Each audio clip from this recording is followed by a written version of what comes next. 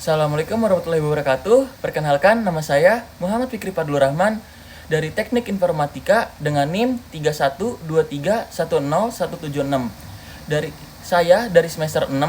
Di sini saya akan membahas materi atau membuat video yang telah diajarkan oleh Pak Abdul Ansor, yaitu tentang logistic regression.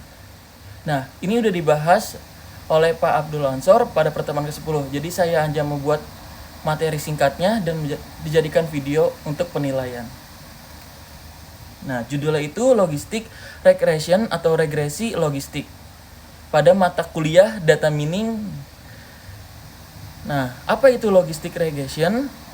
Logistic regression adalah metode dalam machine learning yang digunakan untuk memprediksi kemungkinan suatu kejadian berdasarkan data. Nah, metode ini banyak digunakan dalam artificial intelligence atau AI, data mining, text mining, dan sistem prediksi. Contoh, spam atau bukan spam, lulus atau tidak lulus, positif atau negatif. Nah, analisa regresi ini menganalisis hubungan antar variabel dan melihat pengaruh variabel bebas terhadap variabel terikat. Variabel itu ada X dan Y. X sama dengan variabel bebas dan Y sama dengan variabel terikat. Jenis modelnya regresi ini ada regresi linear sederhana, dan regresi linear berganda. Kedua ada regresi non-linear atau regresi logistik. Perbedaan regresi linear dan logistik, regresi linear itu variabel Y bersifat kontinu. Contohnya tinggi badan, pendapatan, dan suhu. Sedangkan regresi logistik itu variabel Y bersifat kategorik. Contohnya ya atau tidak, atau positif atau negatif. Nah, di sini juga ada karakteristiknya. Yang satu digunakan jika output berupa kategori, kedua hubungan X dan Y tidak harus linear, dan ketiga cocok untuk klasifikasi data. Variabelnya juga ada Y dan X. Y sama dengan nominal atau kategorik dan X kontinu atau kategorik. Tujuannya itu yang pertama, menghitung probabilitas, kedua, melihat perbedaan antar kelompok, dan ketiga, mengetahui faktor yang mempengaruhi hasil. Jenis logistic regression yang pertama ada binary logistic regression, digunakan untuk dua kelas. Contohnya, spam atau bukan spam, lulus atau tidak lulus, positif atau negatif, output 0 atau 1. Yang kedua ada multinominal logistic regression, digunakan untuk lebih dari dua kelas tanpa urutan.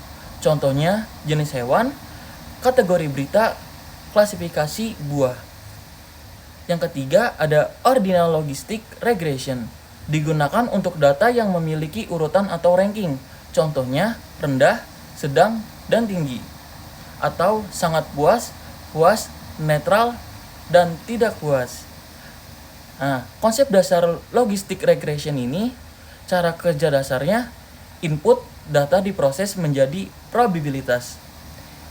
Interpretasinya, probabilitas tinggi ke kelas positif, sedangkan probabilitas rendah ke kelas negatif. Nah, di sini juga ada fungsi sigmoid. Logistic regression menggunakan fungsi sigmoid untuk mengubah nilai menjadi rentang 0 sampai 1. Bentuk kurva sigmoid berbentuk huruf S.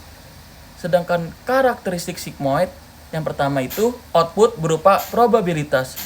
Nilai antara 0 sampai 1 berbentuk kurva S. Interpretasinya mendekati 1 ke positif, sedangkan mendekati 0 ke negatif. Nah, decision boundary penentuan kelas menggunakan threshold. Umumnya besar dari 0,5 sama dengan positif, kecil dari 0,5 sama dengan negatif.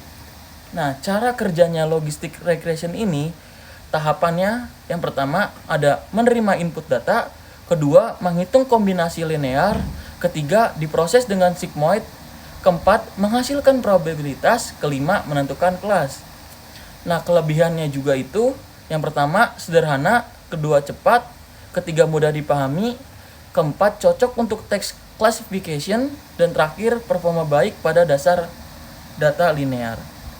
Kekurangannya itu, yang pertama kurang cocok untuk pola non-linear kompleks. Yang kedua, sensitif terhadap outlier. Ketiga, membutuhkan feature engineering yang baik. Nah, jadi kesimpulannya itu, logistic regression digunakan untuk klasifikasi data, menghasilkan output berupa probabilitas, menggunakan fungsi sigmoid, dan yang terakhir banyak digunakan dalam AI dan machine learning. Nah, di sini ada penutupnya, quote-nya, model sederhana dapat menghasilkan solusi yang powerful. Logistic regression menjadi dasar penting dalam memahami klasifikasi berbasis probabilitas pada machine learning modern. Nah, terima kasih telah menyimak video saya. Kurang lebihnya mohon maaf.